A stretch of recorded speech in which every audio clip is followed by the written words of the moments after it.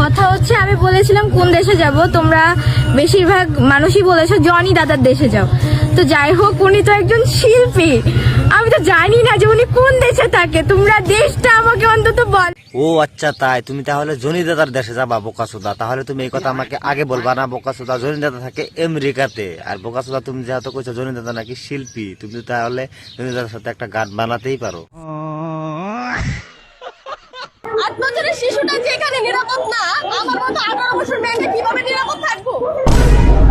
তুমি এইরকম ভাবে থাকলে কারা তুমি নিরাপত্তা থাকবা কি বকেরা বোকাসুদা? আর তাছাড়া তোমার বলে 18 বছর হয়েছে, তাহলে বোকাসুদা তুমি বিয়াটা শুধাও নাই কে বোকাসুদা? নাকি আবার সরকারে বিয়ার বয়সটা কমাইয়া দিছে? কি খবর পেলাম? আশা করি সবারই ভালো, আমারও ভালো। তো আবার চলে আসলাম নতুন একটা ভিডিও নিয়ে। তো চলো বেশি দিন না করে ভিডিওটা শুরু করা যায়। বলো বাবাজি। কোনো মেয়ে কি আপনাকে লাখপতি বানাতে পারে? হ্যাঁ পারবে, যদি আমি কোটিপতি হইতে পারি। আচ্ছা, কথা তো তুমি ঠিকই কইছাও, কারণ রিস্কা চলাইলে কি হবো? রিস্কাওয়ালা থেকে কোটিপতি হওয়ার জন্য তো একটা মেয়েই যথেষ্ট। কোনোভাবেই কি একটা মিসাইল আমার জামাইয়ের এক্সের উপর পড়তে পারে না? ও আচ্ছা, তাই? তাহলে পারে না। বোকাসুদা তুমি কি করো বোকাসুদা? তুমি আমাকে কও বোকাসুদা, আমি তো আছি, আমি একদম তোমাকে বাকস্থলি পাওয়াইয়া দিব।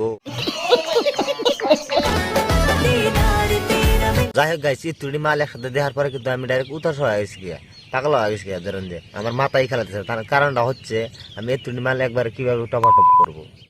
লজ্জায় আমি তোমাদেরকে এই কথাটা জানাইনি।